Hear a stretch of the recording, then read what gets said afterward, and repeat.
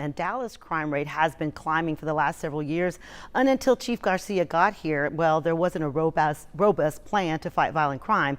He did talk to us about what's going on and what is being done to fix the 911 system that is in chaos.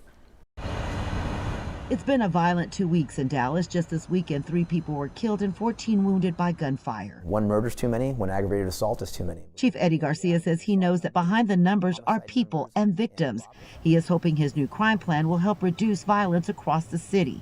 The primary part of the plan targets habitual criminals in 41 areas or hotspots where the majority of the crime is taking place. This plan is, almost like a fever medication. That it could only take so long, and it only works as long as you're taking it. And while the plan is only a few weeks old, he says they are seeing some results. If you look at last June compared to this June, the chief says there are fewer crimes, 34 fewer aggravated assaults, 4 less murders, and 53 less robberies. We're not screaming success. As the experts will tell you, there'll be good days, there'll be bad days. Chief Garcia says he hopes the trend continues downward because for the last several years the crime rate has increased and the city has grown more violent. He says the plan is only part of the solution. He also needs more officers and the community's help.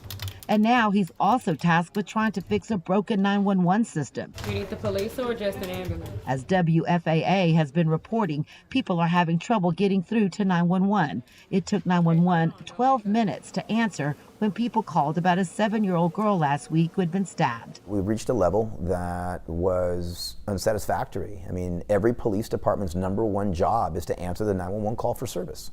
And we recognize that. There's a severe staffing shortage and they need dozens of operators. So Garcia is trying to find ways to put more people in 911, including sending new recruits to answer calls. But we needed something now. And this is the now that we got to. Obviously, this didn't happen overnight. Garcia says he knows all of these are temporary solutions. He says he needs those recruits back on the streets. So, Rebecca, what does the city manager and the city council have to say about issues like 911 that you've been reporting on for years? What's their responsibility?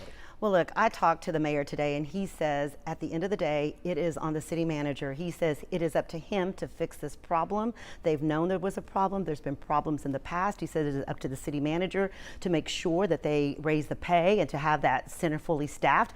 Look, Cynthia, at the end of the day, people should be able to call 911 and get an operator. So that is just something that Eddie Garcia is going to have to work with the city manager and also with the violent crime plan. They just need to fix these things. And the city manager did release a statement today. He did, and he basically said that they are working on it, but he would not answer any questions about how we got to this critical problem on his watch.